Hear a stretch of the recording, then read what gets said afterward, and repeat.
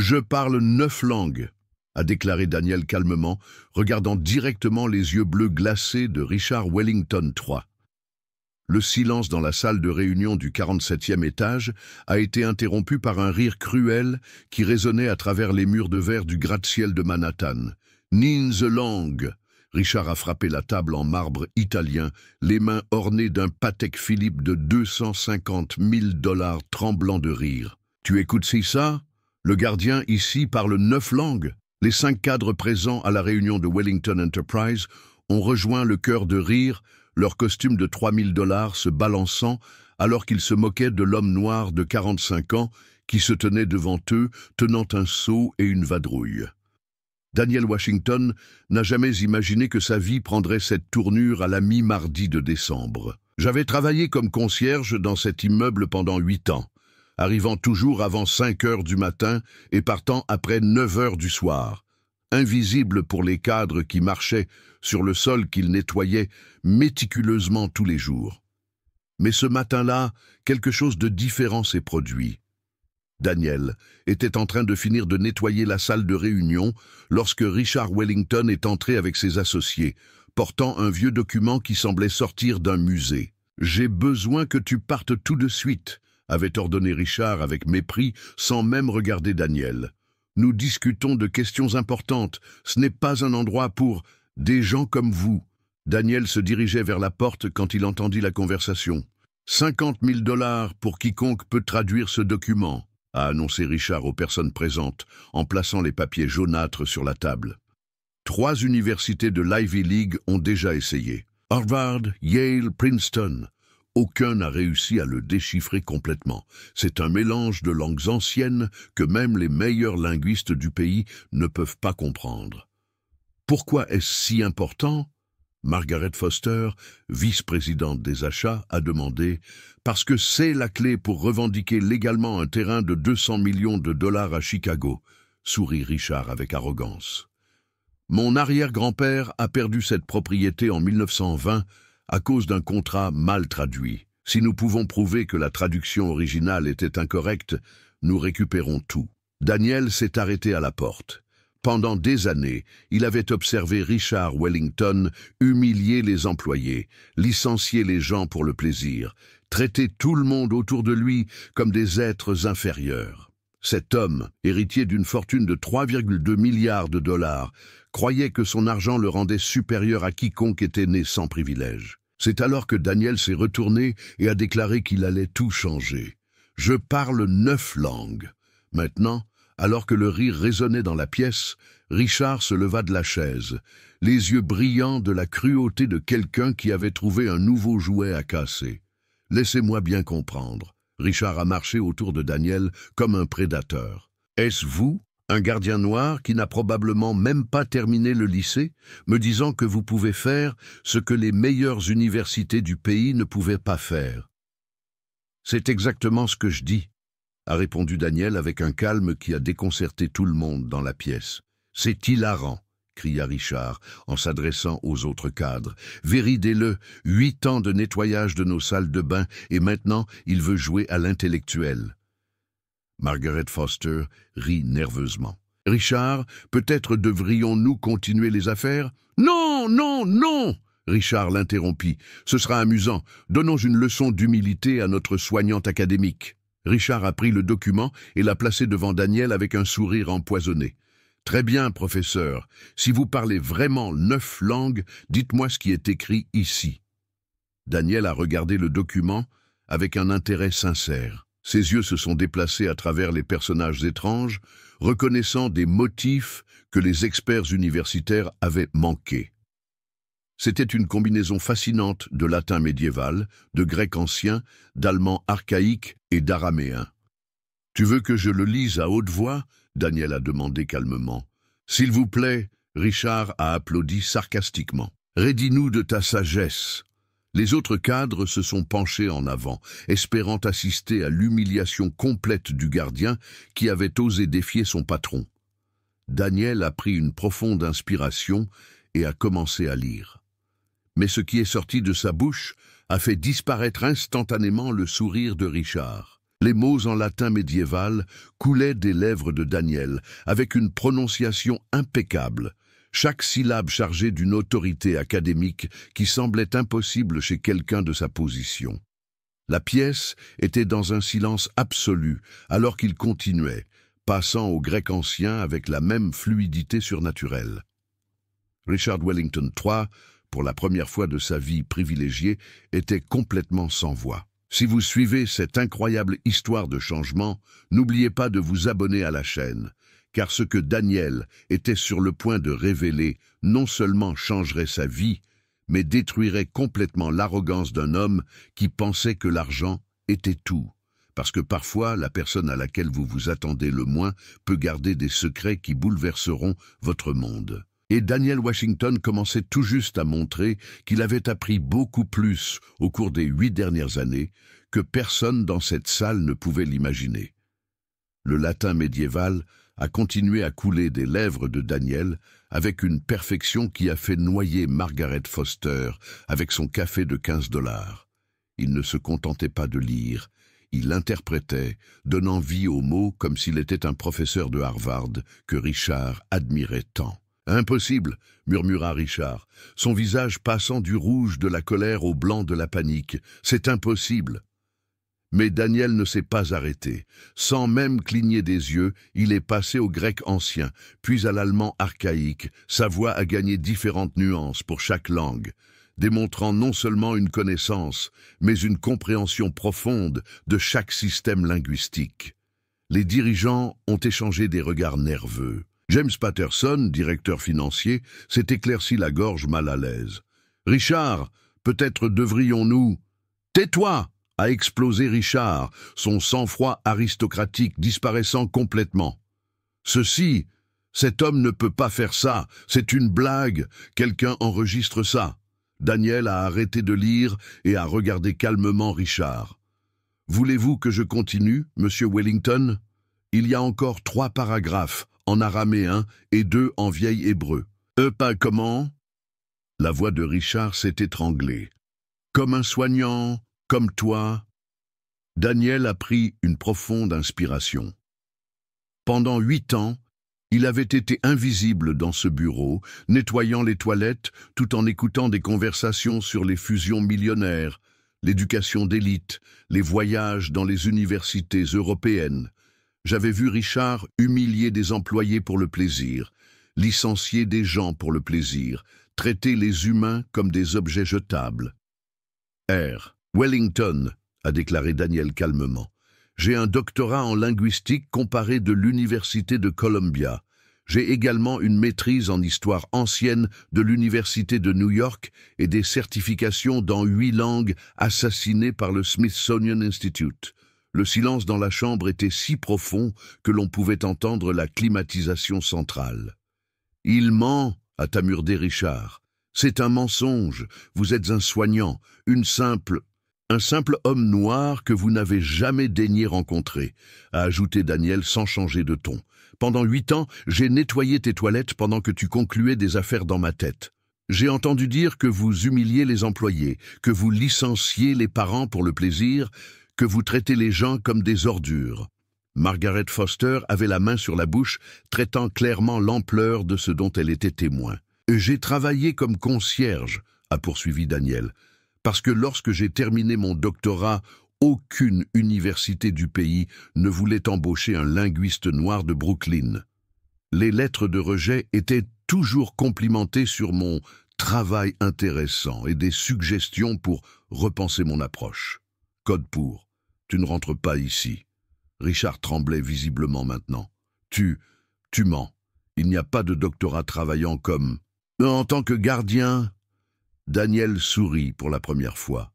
« Vous seriez surpris du nombre de médecins qui nettoient les toilettes là-bas. Surtout ceux qui ne sont pas nés avec des noms de famille comme Wellington. » James Patterson s'est éclairci la gorge nerveusement. « Daniel, si vous avez vraiment ces notes, pourquoi pas? Pourquoi tu n'as rien dit ?» Daniel a ri sans humour. « Vous pensez qu'en 8 ans, personne ne m'a demandé mon nom complet, mon entraînement? Richard ici m'a appelé « Hey, tu » pendant près d'1 décennie. Pour lui, il n'était même pas assez humain pour avoir un nom. Richard transpirait maintenant, se rendant clairement compte de l'énormité de ce qui s'était passé. Mais le document, tu n'as pas encore fini de traduire. Oh, ça? Daniel a repris les papiers. Ce document ne concerne aucune propriété, Monsieur Wellington. Il s'agit d'un testament médiéval de 1847 qui déclare que tout descendant de la famille Wellington qui ferait preuve d'une cruauté extrême envers les moins fortunés perdrait tous les droits héréditaires. La couleur a complètement disparu du visage de Richard. Votre arrière-grand-père n'a pas perdu la propriété à cause d'une mauvaise traduction, a poursuivi Daniel sans relâche. Il a perdu parce qu'il était exactement comme vous. Un homme cruel qui traitait les employés comme des ordures. Le test est très précis, qu'aucun Wellington cruel n'hérite de la fortune construite sur la sueur d'hommes dignes. Margaret Foster était sans voix. Cela signifie, sourit Daniel, que Richard n'a ici aucun droit légal à un héritage familial. Selon ce document, la fortune aurait dû être répartie entre des organisations caritatives pendant des décennies. Richard s'est effondré sur la chaise, toute son arrogance s'évaporant comme de l'eau dans le désert. « Non, ça ne peut pas être. Je peux le traduire officiellement à un tribunal, si vous voulez, » a proposé Daniel calmement. « J'ai une certification pour les traductions légales dans toutes les langues présentes dans ce document. » James Patterson a agaté avec force. « Richard, cela signifie que l'entreprise a été construite avec de l'argent qui n'était pas légitimement le sien, a ajouté Daniel. Dilemme juridique intéressant, vous ne trouvez pas?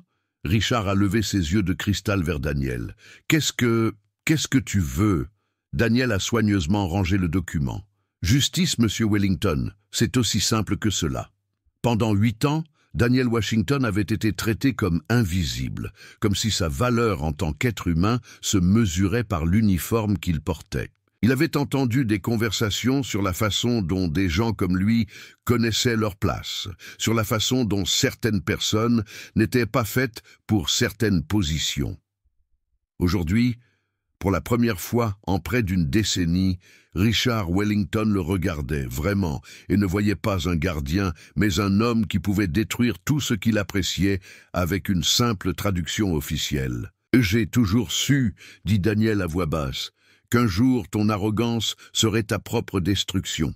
Je n'imaginais tout simplement pas que ce serait si littéral. » Et tandis que les dirigeants les plus puissants de Manhattan étaient dans un silence absolu, traitant qu'ils avaient passé des années à ignorer l'un des hommes les plus qualifiés de leur domaine, Daniel se demandait s'il comprendrait enfin que la véritable éducation ne vient pas de la taille du compte bancaire de leurs parents, mais de l'humilité de reconnaître que l'intelligence et la dignité peuvent exister n'importe où. Ce qu'aucun d'entre eux ne savait, c'est que cette traduction n'était que le début de ce que Daniel avait prévu pour 8 longues années d'humiliation silencieuse. Richard Wellington n'était pas un homme qui acceptait les défaites. 5 minutes après que Daniel ait quitté la salle de réunion, il parlait déjà au téléphone à son armée d'avocats privés. « Je veux que vous enquêtiez sur tout ce Daniel Washington », a aboyé Richard au téléphone, sa voix résonnant à travers le bureau vide. « Chaque diplôme, chaque certificat, chaque virgule de votre CV. Il doit y avoir quelque chose de faux là-bas. » Margaret Foster est restée dans la pièce, visiblement mal à l'aise. « Richard, peut-être devrions-nous considérer... »« Envisagez-vous quoi ?» a déclaré Richard. Qu'est-ce qu'un gardien noir va faire de moi un idiot? Que vais-je perdre des milliards pour un document de 1847? Pas du tout. Dans les heures qui ont suivi, Richard a mobilisé des ressources qui coûteraient plus de 100 000 $ pour enquêter sur tous les aspects de la vie de Daniel. Il a engagé des détectives privés, des hackers spécialisés dans la vérification des antécédents et même un ancien agent du FBI. Le résultat est arrivé en 48 heures. Daniel Washington était exactement qui il disait qu'il était. Doctorat summa cum laude de Columbia, maîtrise avec distinction de l'Université de New York et une thèse sur discrimination linguistique dans les environnements d'entreprise, citée dans plus de 200 articles universitaires. « Impossible », murmura Richard en feuilletant le rapport. « Comment quelqu'un comme ça accepte-t-il de travailler comme soignant? La réponse était dans une section spécifique. Le sujet a été confronté à une discrimination systématique dans l'environnement académique. 8 universités ont rejeté les candidatures pour des postes d'enseignement. 15 instituts ont refusé des fonds pour la recherche. L'histoire suggère un modèle d'exclusion raciale.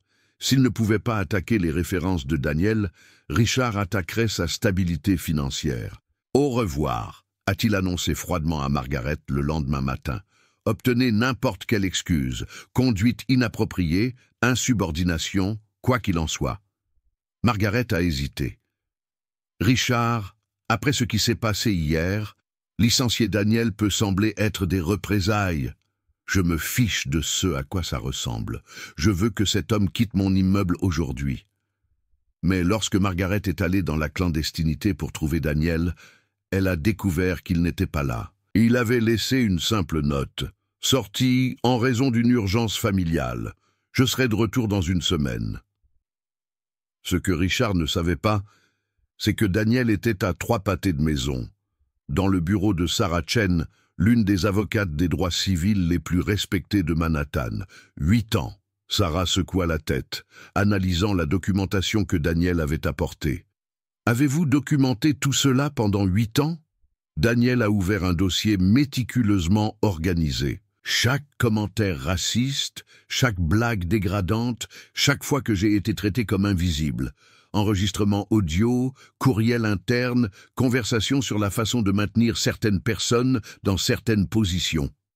Sarah Chen avait grandi à Chinatown, fille d'immigrants, et s'était frayé un chemin dans un monde dominé par de riches hommes blancs. Lorsque Daniel a parlé des 8 années d'humiliation systématique, il a vu une opportunité de rendre justice historique. « Ce matériel est explosif », a murmuré Sarah en écoutant des enregistrements compromettants. « Mais le document sur l'héritage, ça change tout. » Daniel a souri pour la première fois depuis des jours. « C'est là que ça devient intéressant. Que voulez-vous dire ?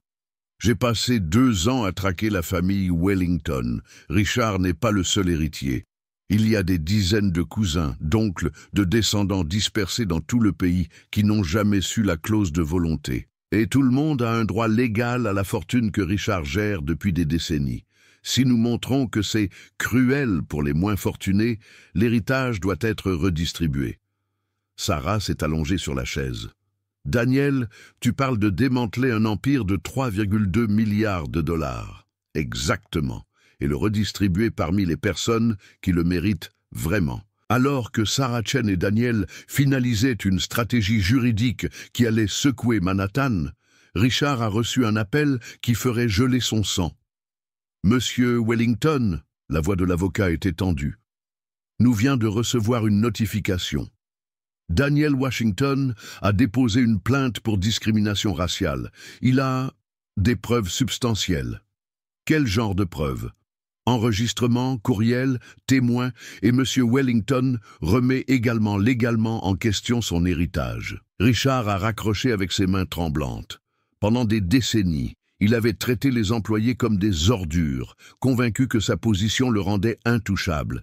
Il n'a jamais imaginé que quelqu'un documentait chaque mot, chaque démonstration de cruauté. Pendant 8 ans, Daniel avait été sous-estimé et traité comme invisible. Mais parfois, être invisible est la meilleure position pour observer, documenter et préparer la tempête parfaite. Et maintenant que les vents de la justice ont commencé à souffler, Richard Wellington découvrira qu'il avait passé près d'une décennie à nourrir le bourreau lui-même qui vivait sous son nez. Lundi matin, la normale a commencé pour Richard Wellington. Café colombien à 500 $ le kilo, journal Financial Times, revue des marchés asiatiques. Tout est absolument prévisible dans votre routine millionnaire, jusqu'à ce que votre téléphone sonne à 7h47 du matin. S. Wellington. La voix de son avocat principal était étrangement tendue. « Vous devez venir au bureau immédiatement. Nous avons une situation. » Lorsque Richard est arrivé au 52e étage de l'immeuble légal le plus cher de Manhattan, il a trouvé une scène qui l'a amené à se demander s'il dormait encore. 3 journalistes de Bloomberg attendaient à la réception, des caméras et des microphones préparés. Son avocat, généralement impeccable, transpirait visiblement. « Qu'est-ce qui se passe ici ?»« Richard, assois-toi », a déclaré Marcus Johnson, son avocat depuis 15 ans, d'un geste nerveux. Daniel Washington ne se contentait pas de rassembler des preuves de discrimination. « J'ai dit au revoir au gars. Problème résolu. »« Non, Richard, tu ne comprends pas. » Marcus a ouvert un ordinateur portable. Son écran affichait la première page du New York Times. Il a tout publié.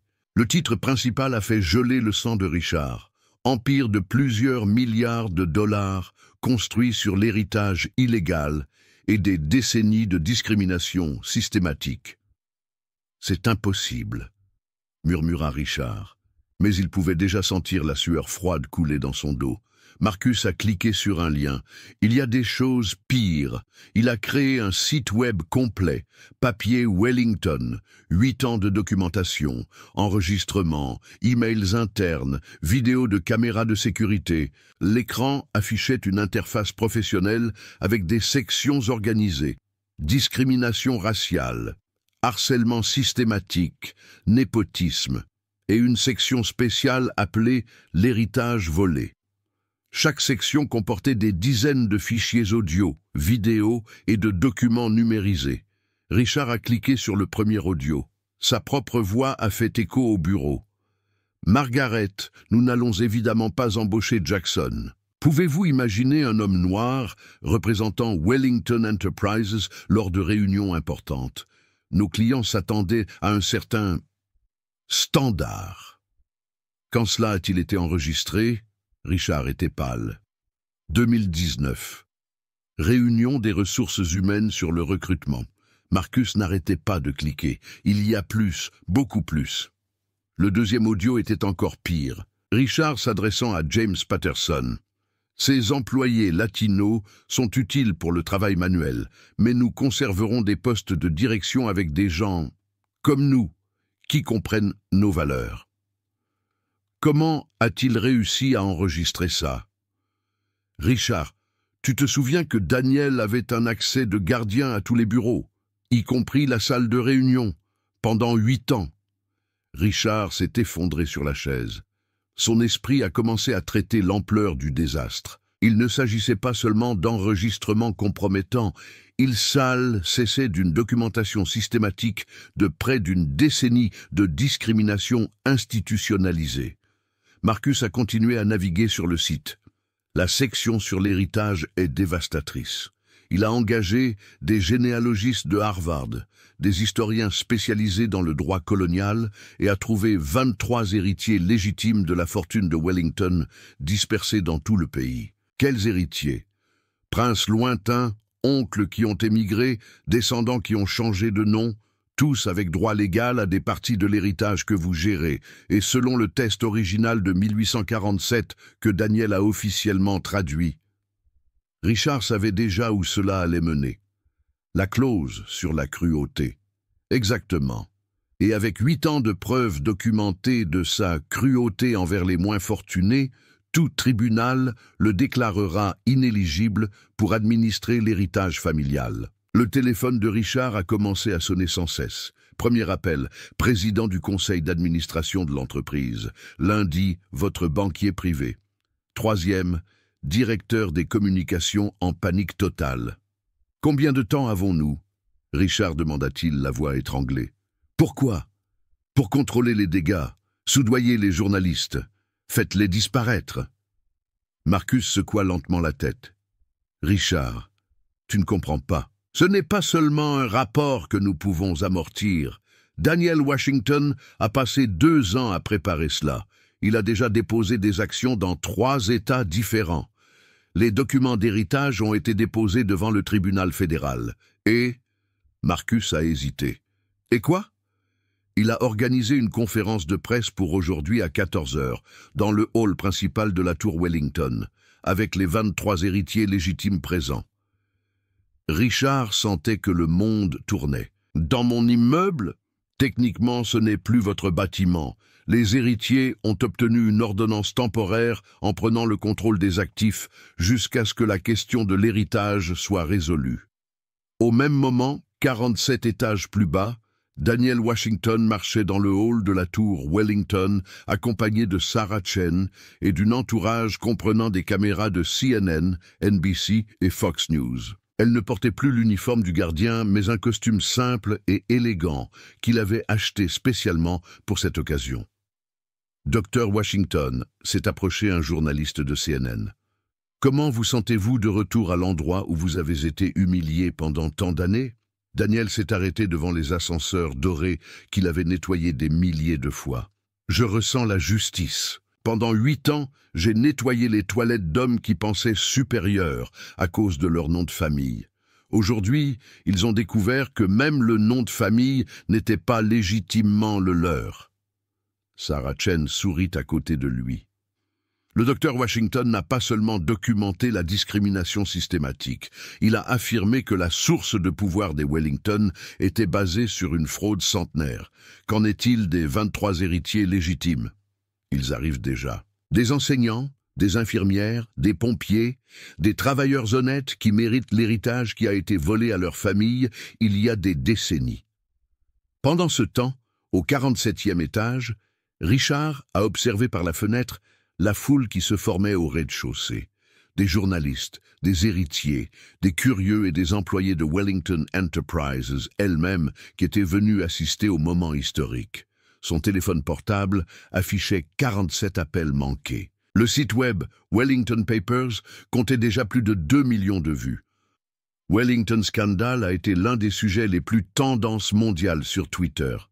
Air Wellington, Margaret Foster, est apparue à la porte, la voix tremblante. Le conseil d'administration se réunit en session d'urgence. Ils veulent sa démission immédiate.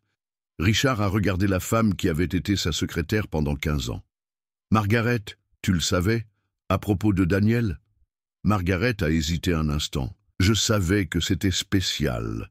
Je l'ai vu lire des livres académiques pendant les pauses, aider les employés latinos avec des documents en anglais, toujours respectueux, même lorsque vous le traitiez mal. »« Pourquoi tu ne me l'as pas dit ?»« Parce qu'il n'a jamais demandé, Monsieur Wellington.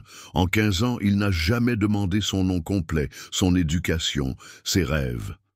Pour toi, il était invisible. » À 14 heures précises, Daniel Washington est monté dans la chaire improvisée dans le hall de la tour Wellington.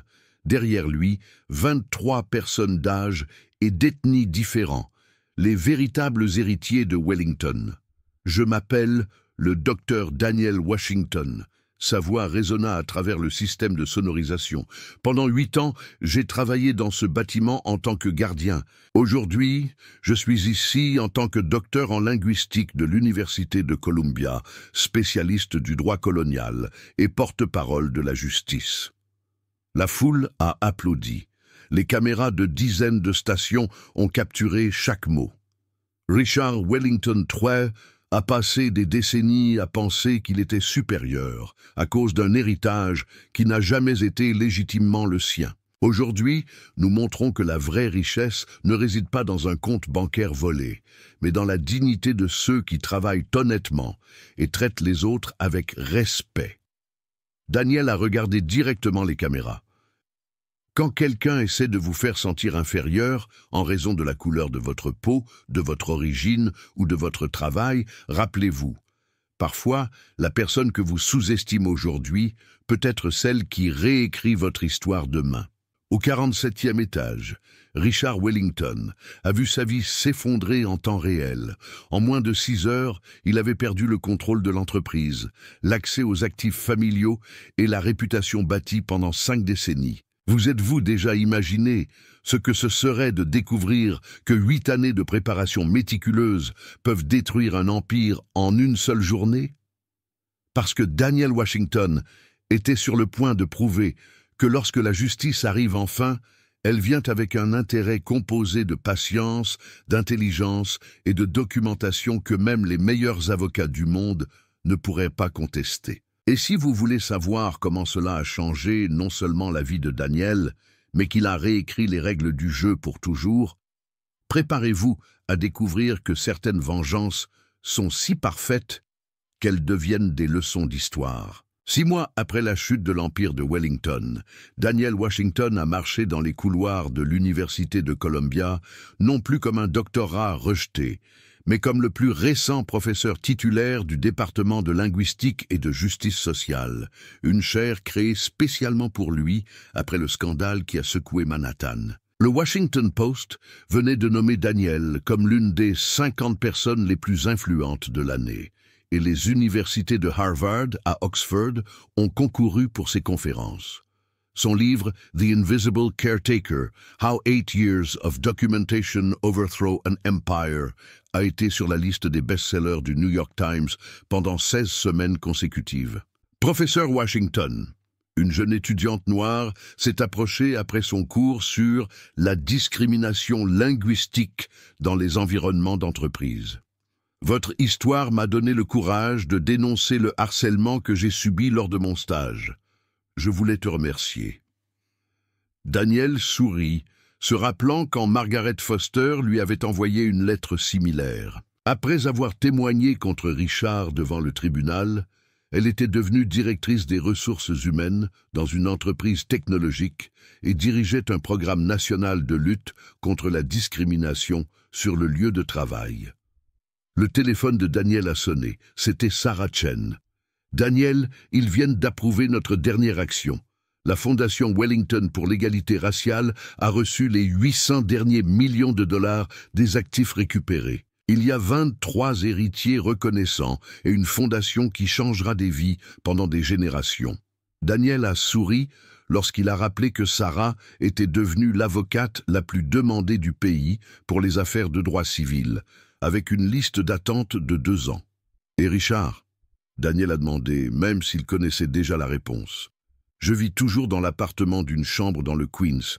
L'emploi dans la comptabilité paie à peine les dépenses de base. Hier, il a essayé d'entrer dans l'hôtel Plaza, où il avait l'habitude de déjeuner, et la sécurité ne l'a pas reconnu. La chute de Richard Wellington avait été fulgurante et irréversible. Banni des cercles sociaux d'élite, sans accès aux actifs familiaux et avec une réputation détruite qui rendait impossible d'atteindre un poste d'entreprise. Les vieux amis l'évitaient comme s'il avait une maladie contagieuse. Il y a 3 mois, Richard avait tenté un dernier geste désespéré, poursuivre Daniel pour complot et diffamation. L'affaire a été sommairement rejetée lorsque le juge a déclaré que documenter la discrimination systématique ne constitue pas un complot, mais un service public. La semaine précédente, Daniel avait reçu une lettre inattendue. Richard, écrivant à la main sur du papier bon marché, s'excusant et demandant s'il y avait une chance de parler. Daniel a rangé la lettre dans un tiroir, sans répondre. Certaines leçons doivent être apprises dans la solitude du regret. Cet après-midi-là, Daniel était dans son nouveau bureau, avec vue sur tout Manhattan, lorsqu'il a reçu une visite spéciale. James Patterson, ancien directeur financier de Wellington Enterprises, est apparu nerveux à la porte. « Dr. Washington, je sais que je ne mérite pas votre temps, mais je voulais m'excuser personnellement. Et demander s'il y a une possibilité de travailler dans la fondation, peu importe la position. » Daniel l'a étudié pendant un moment. James avait été l'une des rares personnes à avoir montré un véritable malaise pendant les humiliations, même s'il n'avait jamais eu le courage d'intervenir. James, la Fondation est toujours à la recherche de personnes qui comprennent que la seconde chance vient avec des responsabilités. Sarah Chen coordonne le recrutement. Dites-lui que nous parlons. Alors que James partait visiblement soulagé, Daniel a réfléchi à la façon dont la vraie justice ne se contente pas de punir les coupables, mais d'offrir des formes de rédemption à ceux qui sont vraiment prêts à changer. Ton téléphone a sonné à nouveau. Cette fois, c'était un producteur de Netflix. « Dr. Washington, nous aimerions acheter les droits de votre histoire pour une mini-série. Nous envisageons de l'appeler L'homme invisible, à propos de la façon dont un concierge de doctorat documente la discrimination et renverse un empire de plusieurs milliards de dollars. » Daniel a ri. « J'accepte, mais à une condition. Une partie des bénéfices est destinée à un fonds de bourse d'études pour les étudiants de familles ouvrières. et je veux un contrôle créatif pour m'assurer que le message est authentique. À la fin de l'appel, Daniel a regardé par la fenêtre la tour Wellington, désormais officiellement rebaptisée Tour de la Justice Sociale, et abritant des dizaines d'organisations à but non lucratif financées par la Fondation. Le bâtiment où il avait nettoyé les toilettes pendant 8 ans abritait maintenant des programmes éducatifs qui avaient déjà bénéficié à plus de 50 000 jeunes de communautés dans le besoin. Au sous-sol du bâtiment, une plaque d'or marquait l'endroit où Daniel avait travaillé comme gardien, Dr Daniel Washington, exemple que la dignité humaine ne se mesure pas à la position que nous occupons, mais au caractère que nous démontrons. À 6 heures de l'après-midi, Daniel a quitté son bureau de Columbia et a marché dans les rues de Manhattan. Il n'avait plus besoin de prendre le métro pour Brooklyn. Il pouvait se permettre un appartement dans l'Upper West Side, mais il préférait quand même marcher, observant la ville qu'elle était devenue à l'étape de sa transformation. Il est passé devant l'ancien club d'affaires, où Richard avait l'habitude de déjeuner. Une pancarte sur la fenêtre annonçait « Fermé pour les renouvellements ». Code pour reptiner lorsque les membres les plus riches ont été exposés pour discrimination. Daniel a souri quand il s'est souvenu qu'aujourd'hui était son premier anniversaire depuis la première traduction du document qui a tout changé. 1 an depuis qu'un homme invisible est devenu le symbole le plus visible, que la patience, l'intelligence et la documentation méticuleuse peuvent faire tomber tout système injuste.